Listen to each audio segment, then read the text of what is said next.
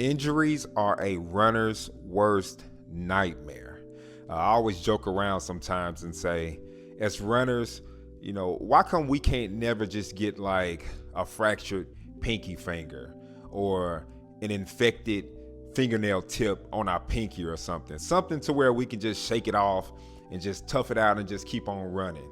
But it seems like every time we get an injury, it's always to our legs, our feet, and our knees, and it just sits us down for an extended period of time. I've been fortunate so far to not get any crazy injuries. I hope I'm not jinxing myself. I've just had a couple little knick-knack things here and there, but it's inevitable. It happens to the best of the best, to the most elite. They have their injuries going on here and there. So it's something that we just deal with and we just keep on chucking along. So today I just want to give you guys a couple of basic tips just to keep you guys injury free. Hey, we got one job, and that is to run. So let's get into it. Number one, use the least amount of stress to get the job done. Let's say you have a workout and the workout is 6 by 3 minutes on, 90 seconds off recovery. And when you run the 3 minutes on, run it at a 7-minute, 30-second pace. I want you guys to be mindful that when you see your workout structure, your workout is set up that way for a reason. You are running that specific pace for a reason. And when it comes to that recovery period, that 90 seconds recovery, that recovery is set up to give you just enough wind, just enough recovery to get you through to the next rep. And then you recover again, and it's just enough to get yourself together to the next rep, so on and so forth, and to get you through the entire workout. This is what we do a lot of times. If it says run 3 minutes on at a 7:30 pace, we'll say, I'm feeling good today. Instead of 7:30, I'm gonna push it to a 7-minute pace. I'm gonna run 30 seconds faster. When you do that, you destroy the flow of the workout. By you running 30 seconds faster, when it comes down to your 90-second recovery, now that 90-second recovery, it's not long enough anymore. Now you wish you had a 2-minute recovery because you pushing yourself too hard. You've destroyed the flow of the workout. And now you have 6 reps of 3 minutes on, 90 seconds off. By the time you get to the end of that second rep, you're tired already because you need more recovery time because you have overdid the workout. If the workout says run at a 7:30 pace, this is all we need from you. This is all that we're asking from you. But when you run 20, 30 seconds faster, you pushing yourself this much when all we needed was this. Yeah, you still gained fitness by running 20, 30 seconds faster, but you overtrained yourself. And if you've done this to one workout, you probably have a habit of doing it to other workouts as well. And that can lead to injury. You're overtraining yourself when it's not necessary. Number 2, spread the love. Spread the love, all right? So basic math. Let's say you run 20 miles a week. You run 20 miles a week and you run 4 days a week. So that means the first day you running 5 miles. Second day, 5 miles. Third day, 5 miles. The fourth day, 5 miles. 4 times 5 is 20.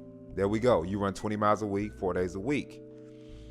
Let's say the next week you want to increase to 23 miles a week. So how would you do that? What you don't want to do is put all the stress on one day. So you don't want to go, okay, 5 miles on this first day, 5 miles on the second day, and then the third day, I'm going to run 8 miles. You don't want to do that. You want to spread the love and keep everything as smooth as possible. So the first day, how about you run 6 miles? Second day, you keep it at 5. Third day, 6 miles. The fourth day, 6 miles. It's much more easier on your body when you slowly spread it around, making everything as even as possible instead of just dumping 3 miles of stress on your body out of nowhere, especially if your body is not used to taking that. Spread the love and increase things as evenly as possible, smooth as possible. That's another thing that can help keep you injury free. Number 3, you gotta let it marinate. Let it marinate. That's number 3. What do I mean by that? Well, let's say you've been running 20 miles a week. The next week, you increase to 23 miles. The week after that, you increase to 26 miles. And the week after that, you increase to 29 miles a week. No, that's an absolute injury waiting to happen. It is not smart at all to keep increasing your weekly mileage week after week, back to back. Let's say you're in the gym and you have a 20-pound dumbbell. You're lifting a 20-pound dumbbell. After a while, that 20-pound dumbbell is going to run its course. You're not going to be getting sore anymore, and you're going to want to increase, right? You're not going to go from a 20-pound dumbbell to a 35-pound dumbbell. No, that's too much. You're going to go from a 20-pound dumbbell to probably a 25-pound dumbbell. And when you get that 25-pound dumbbell, you're going to stay on it for a couple weeks until your body fully adapts to it, till you're not sore anymore, until it runs its course. Then you're going to increase again. Same thing with your mileage. You cannot keep increasing every week. And I get it. As runners, we love mileage. We love to show off our mileage. It's like a badge of honor to us. But if you're going to 20 miles a week to 23 miles a week, let that marinate for a little bit. Stay on 23 miles a week for, 2 or 3 weeks, maybe 4 if need be. And then you increase again. But let your body get a chance to adapt to that stress before you keep piling on more and more stress and your body's not ready for it yet. Number 4, this is pretty simple. Take a step back. Take a step back sometimes. Let's say you're at 20 miles a week and you go to 23 miles a week and you've been running 23 miles a week for 2 or 3 weeks. Instead of immediately jumping to 20, 23, 26, it's okay to go from 20, 23 and then take a week where you go back to 21 miles or 20 miles a week. Let your body breathe sometime instead of just being so eager to pack on stress. 1 week, take it back down 3 or 4 miles. Let your body soak into fitness. Let your body reset a little bit. You don't have to keep pressing the gas every single week. It's okay to rest and recover. And last but not least, number 5, train for yourself and no one else. Train for yourself and no one else. Let's say you have a 5K coming up. Who has to run that 5K? You do. Your friends can't run it for you. You have to run it. And here's what I mean. A lot of times we look on social media and we see these big running clubs and we want to be a part of them because it looks fun and it is fun, right? You got running clubs in your neighborhood that you want to be a part of, and everything is good, everything is fine, but there's a time and place for everything.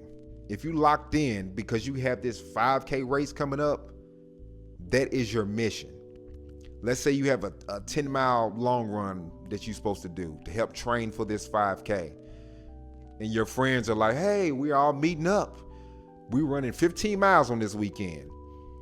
If you go run 15 miles with your friends, instead of that 10 miles that you were supposed to, now you're overtraining. Because it's easy to get caught up running with the group, and you're supposed to be running at a specific pace because you're training for a certain race. You're running and laughing, not paying attention. You look down at your watch and you're running 30 seconds too fast. Now you're overtraining again. It's just small things like that that you need to be mindful about, okay? So that's my 5 basic tips to help keep you injury free. Please, I'm just trying to help you guys out. And remember, anything that I'm telling you guys, I have been there and done it 100 times before. I would not lie to you. I'm just trying to pass the information down. But that's all I have for you guys today. I hope you guys are doing well and feeling blessed. I am Tyvon Gentry, the CEO and founder of Gentry Run. Book a complimentary consultation with me right now at gentryrun.com. If you want to just talk for a couple minutes, you got questions about running, book a water break session with me now. gentryrun.com. All right, talk to you guys later. Love you guys. Be blessed.